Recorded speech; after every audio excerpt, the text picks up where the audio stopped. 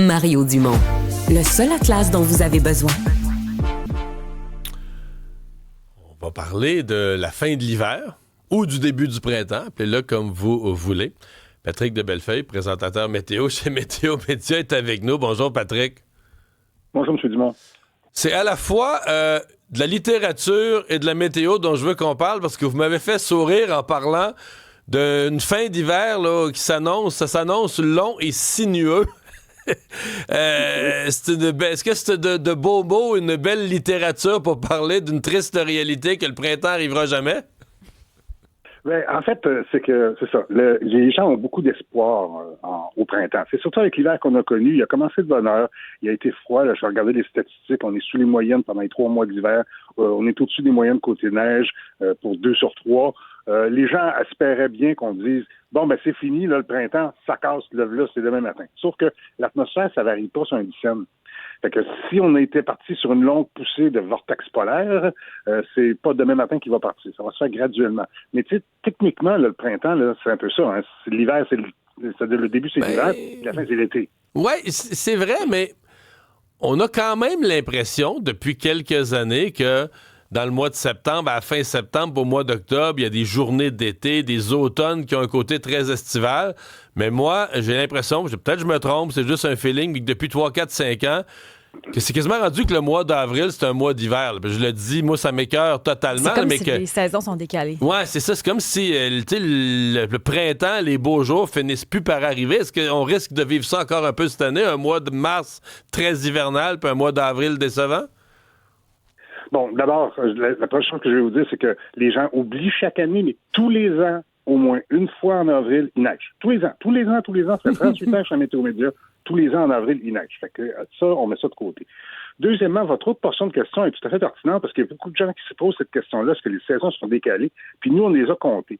Puis on s'est rendu compte que l'été est plus long, l'automne est plus long, l'hiver est plus court, puis le printemps n'a pas bougé en quantité de journées, en nombre de journées printanières. Donc, c'est une impression qu'on a, mais c'est sûr que la variabilité du climat fait que on peut avoir un automne, excusez-moi, une saison qui s'étire ou une saison qui finit de bonne heure.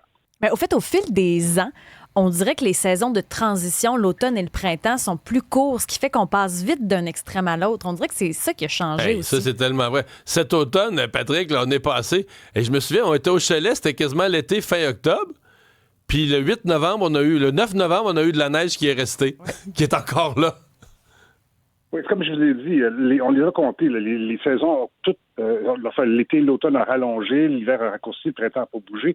Mais ça, c'est indépendamment de la variabilité du climat. Ça ne veut pas dire que, on parle de changement climatique, on parle de réchauffement de la planète, puis il y a des gens qui pensent qu'on n'aura plus jamais d'hiver. C'est impossible.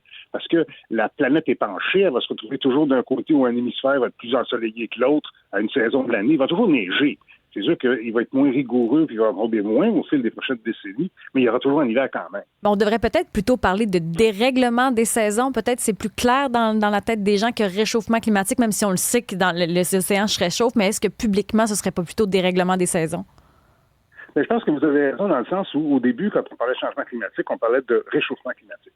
Puis on a changé pour changement climatique parce qu'en fait, le changement climatique, ce que c'est qu'on n'a plus la moyenne, on n'a plus la normale, on a les extrêmes. C'est-à-dire que on a un bel exemple de l'été dernier. L'été dernier, que les gens ont pensé sec, que les gens ont pensé que anormalement, on n'avait pas de précipitations. D'ailleurs, les cultivateurs nous l'ont bien rappelé. Là. L'été dernier, ce qui s'est passé, c'est que en moyenne, dans un été, on reçoit 270 mm de pluie.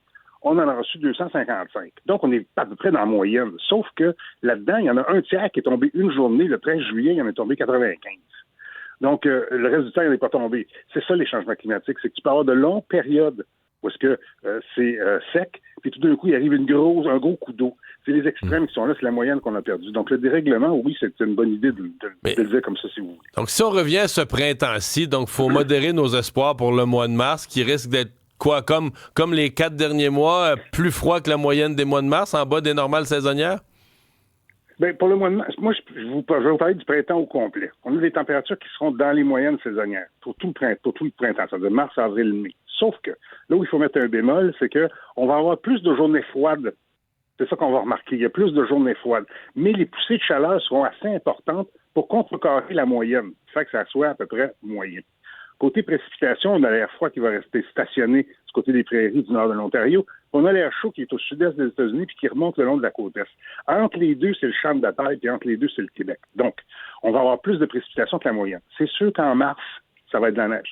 En avril, je l'ai dit, il neige toujours au moins une fois. Mais si on se trouve à avoir, parce que pour l'instant, le couvert de neige ne contient pas beaucoup d'eau. C'est un couvert de neige relativement sec. S'ils font rapidement, il ne va pas contribuer beaucoup aux inondations printanières. Cependant, on peut avoir de la neige encore en mars, puis on peut avoir de la pluie en masse en avril. Ça changerait quelque chose. D'un autre côté, vous avez remarqué que l'hiver a été froid, ce qui veut dire que sur les rivières, le couvert de glace est assez épais. Ça veut dire qu'au moment de la débâcle, c'est pas sûr qu'on n'aura pas des embâcles dans des endroits connus comme la rivière Saint-François ou la rivière Chaudière. Patrick de Bellefeuille, merci de nous avoir parlé aujourd'hui. Bye-bye. Merci, bonne journée.